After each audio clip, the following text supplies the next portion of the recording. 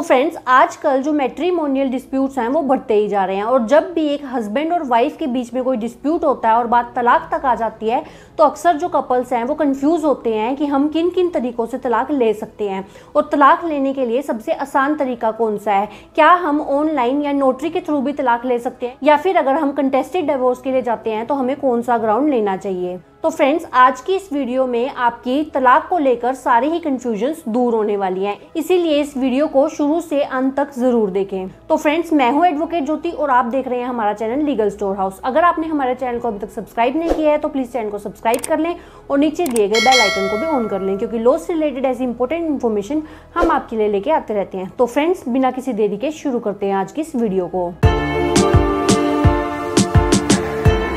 तो फ्रेंड्स, सबसे पहले तो मोस्टली लोगों को ये पता ही नहीं होता कि वो किन किन तरीकों से तलाक ले सकते हैं। तो अब हम वन बाय वन सारे तरीकों को जान लेते हैं जिसके थ्रू आप तलाक ले सकते हैं और उसके बाद हम जानेंगे कि कौन सा सबसे बेस्ट और सबसे आसान तरीका होता है जिससे आप जल्द से जल्द तलाक ले सकते हैं। तो फ्रेंड्स, सबसे पहले तो बात आती है कि क्या हमें तलाक सिर्फ कोर्ट से मिल सकता है या फिर हम ऑनलाइन या फिर नोटरी के थ्रू अटेस्ट करा के भी तलाक ले सकते हैं। तो फ्रेंड्स, हमारे देश के कानून के अनुसार ऐसा कोई भी तरीके का तलाक जो कि ऑनलाइन लिया गया हो या फिर नोटरी के थ्रू लिया गया हो उसकी कोई भी वैल्यू नहीं है। ऐसे तलाक वैलिड नहीं होते हैं। तो फ्रेंड्स, आप शादी तो अपनी मर्जी से कर सकते हैं लेकिन आप तलाक अपनी मर्जी से नहीं ले सकते हैं। तलाक आपको सिर्फ और सिर्फ कोर्ट ही दे सकती है। अक्सर लोग सोचते हैं कि हमें कोर्ट केसेस में नहीं फंसना चाहिए, कोर्ट का जो प्रोसीजर होता है वो बहुत ज़्यादा लंबा होता है, तो हम क्या करते हैं नोटरी में जाके स्टैम्प पेपर पर तलाक ले लेते हैं और उसको अटेस्ट करा लेते हैं। लेकिन अगर आप इस तरीके का तलाक लेते हैं तो उसकी कोई भी वैल्यू नहीं है, क्योंकि मान लो कि आपने इस तरीके से नोटरी से डिवोर्स ले लिया और उसके बाद आप जाकर दूसरी शादी कर लेते हैं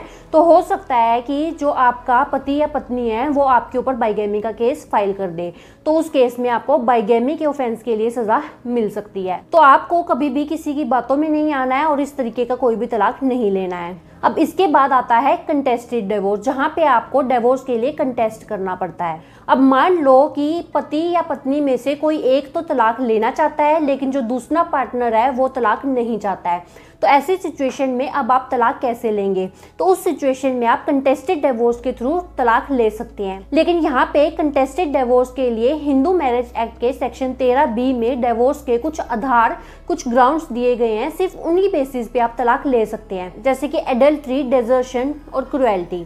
ऐसे काफ़ी सारे ग्राउंड्स आपको इस सेक्शन में दिए गए हैं, लेकिन मोस्टली केसेस में जो क्रुएल्टी ग्राउंड है उसको यूज़ किया जाता है। अब इस क्रुएल्टी में दोनों तरीके की क्रुएल्टी आती है। फिजिकल क्रुएल्टी भी आती है, यानी कि आपके साथ मार पिटाई हुई है, या फिर मेंटल क्रुएल्टी भी आती है। तो फ्रेंड्स, ऐसे सिचुएशन में जहां पर आप तलाक लेना चाहते हैं लेकिन जो आपका पार्टनर है वो आपको तलाक नहीं देना चाहता है तो आपको कंटेस्टेड डिवोर्स के लिए जाना चाहिए। और यहाँ पे मेरी आपको सबसे पहले यही एडवाइस रहेगी कि जब भी आप कंटेस्टेड डिवोर्स के लिए जाते हैं तो वहाँ पे आप सिर्फ एक ग्राउंड ना लें, उसकी बजाय आप 2-3 ग्राउंड्स लें, क्योंकि हो सकता है कि जो ग्राउंड आपने लिया है वो आप प्रूव ना कर पाएं तो आपको तलाक नहीं मिलेगा। लेकिन अगर आपने 2 से 3 ग्राउंड्स लिए होंगे तो उनमें से कोई ना कोई ग्राउंड को प्रूव करना आसान रहेगा और इससे आपको तलाक मिल जाएगा। इसके बाद थर्ड आता है एक्स पार्टी डिवोर्स, यानी कि एक तरफा तलाक। मान लो कि आप डिवोर्स चाहते हैं, आप कोर्ट में गए, आपने डिवोर्स की पिटीशन फाइल की, उसके बाद जो आपका स्पाउस है उसको नोटिस जाता है डिवोर्स के केस में अपीयर होने के लिए, लेकिन बार बार कोर्ट से नोटिस जाने के बाद, सम्मन्स जाने के बाद भी जो आपका पार्टनर है वो कोर्ट में अपीयर नहीं होता है, तो ऐसी सिचुएशन में एक तरफा तलाक भी कोर्ट के द्वारा दे दिया जाता है। ऐसा मोस्टली NRI के केसेस में होता है। मान लो कि आपका हस्बैंड जो है वो दुबई में रहता है और वो इंडिया में नहीं रहता है, तो ऐसी सिचुएशन में जब आप तलाक लेंगे और आपका जो हस्बैंड है वो दुबई से इंडिया में तलाक के लिए कोर्ट में अपीयर नहीं होता है तो वहाँ पे आपको एक तरफा तलाक दे दिया जाता है। तो फ्रेंड्स, इसके बाद आता है म्यूचुअल डिवोर्स, यानी कि आपसी सहमति से तलाक। तो मान लो कि हस्बैंड और वाइफ दोनों ही इस तलाक के लिए तैयार हैं और दोनों ही एक साथ नहीं रहना चाहते हैं, तो उनके लिए सबसे बेस्ट तरीका रहता है म्यूचुअल डिवोर्स का, यानी कि आपसी सहमति से तलाक का।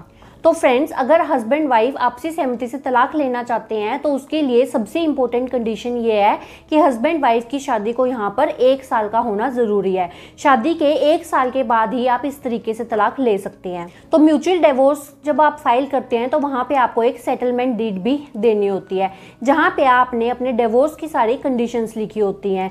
जैसे कि अगर आपका कोई बच्चा है तो उसकी कस्टडी वाइफ के पास रहेगी या हस्बैंड के पास रहेगी, और उसके रिगार्डिंग जो विजिटेशन राइट्स हैं वो किस हिसाब से रहेंगे, और जो हस्बैंड है वो किस हिसाब से कितना पैसा मेंटेनेंस अपनी वाइफ को देगा या फिर एलिमनी देगा या फिर कुछ भी अमाउंट नहीं देगा। ये सब जो कंडीशंस हैं वो उस सेटलमेंट डीड में क्लियर की जाती हैं। जिसके बाद जो है वो होता है फर्स्ट मोशन। फर्स्ट मोशन में जजेस आपसे पूछते हैं कि आपकी शादी कब हुई थी, आप अलग रहना चाहते हैं, क्या सच में आप अलग रहना चाहते हैं।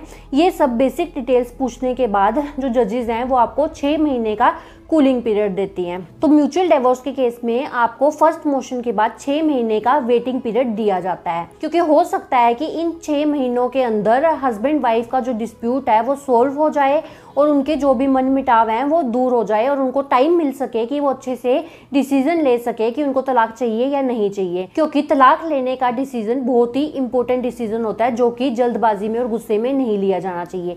इसीलिए ये 6 महीने का कूलिंग पीरियड दिया गया है। तो जब ये 6 महीने खत्म हो जाते हैं उसके बाद आता है सेकेंड मोशन। अब सेकेंड मोशन में कूलिंग पीरियड के बाद भी अगर हस्बैंड वाइफ एक साथ नहीं रहना चाहते हैं तो उनको म्यूचुअल डिवोर्स के ग्राउंड पर तलाक दे दिया जाता है। लेकिन अब मान लो कि हस्बैंड वाइफ का डिस्प्यूट इतना ज़्यादा बढ़ चुका है, उनके बीच में इतने ज़्यादा मनमुटाव आ चुके हैं, उनकी जो कंपैटिबिलिटी है वो बिल्कुल भी नहीं है, शादी बिल्कुल खत्म हो चुकी है, तो उस केस में आप ये जो 6 महीने का कूलिंग पीरियड है उसको वेव ऑफ भी करा सकते हैं। इसके लिए आपको कोर्ट में एक एप्लीकेशन लगानी होगी वेविंग ऑफ कूलिंग पीरियड के लिए। तो अगर आपकी एप्लीकेशन अलाउ हो जाती है तो आपको 6 महीने का भी वेट करने की जरूरत नहीं है, आपको जल्दी से जल्दी तलाक मिल जाएगा।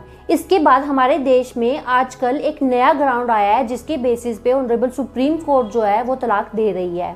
हालांकि ये जो नया ग्राउंड है वो हमारे देश के किसी भी कानून में नहीं लिखा गया है, किसी भी कानून में उसको नहीं दिया गया है, लेकिन फिर भी ऑनरेबल सुप्रीम कोर्ट जो है वो इस ग्राउंड के बेसिस पर आजकल तलाक दे रही है। तो ये जो ग्राउंड है वो है इर्रिट्रीवेबल ब्रेकडाउन ऑफ मैरिज का ग्राउंड। हो सकता है कि हस्बैंड वाइफ के बीच में ना तो कोई क्रुएल्टी हुई हो, ना एडल्ट्री हुई हो, ना डेजर्शन हो, या फिर हिंदू मैरिज एक्ट के सेक्शन 13B में जो ग्राउंड्स दिए गए हैं उसमें से कोई भी ग्राउंड आपके केस में ना बन रहा हो, लेकिन फिर भी आप जो है वो इस रिश्ते में नहीं रहना चाहते हैं। हस्बैंड वाइफ की यहाँ पे इतनी कोशिशों के बाद भी बिल्कुल भी नहीं बन रही है और शादी जो है वो सिर्फ नाम मात्र की शादी रह गई है, उस शादी में शादी जैसा कुछ भी नहीं बचा है। तो ऐसी सिचुएशन में उस हस्बैंड वाइफ को एक साथ रहने के लिए फोर्स करना बिल्कुल ही गलत होगा। तो ऐसी सिचुएशन में तलाक ही बेटर ऑप्शन रहता है, जिसके बाद वो हस्बैंड वाइफ जो हैं वो अलग अलग अपनी लाइफ को अच्छे से स्पेंड कर सकें। लेकिन इर्रिट्रीवेबल ब्रेकडाउन ऑफ मैरिज के ग्राउंड पे तलाक लेने के लिए कुछ कंडीशंस का फुलफिल होना बहुत ज़्यादा ज़रूरी है। जैसे कि हस्बैंड वाइफ को अलग रहते काफ़ी लंबा समय हो चुका है और कोर्ट के थ्रू बहुत ज़्यादा कोशिश की गई है और हस्बैंड वाइफ भी काफ़ी ट्राई कर चुके हैं, लेकिन इसके बाद भी उनकी नहीं बन पा रही है, वो एक साथ नहीं रह पा रहे हैं, उनकी शादी सिर्फ नाम मात्र की शादी रह गई है और उनकी शादी को किसी भी हाल में बचाया नहीं जा सकता है, उनकी शादी का कंप्लीट ब्रेकडाउन हो चुका है।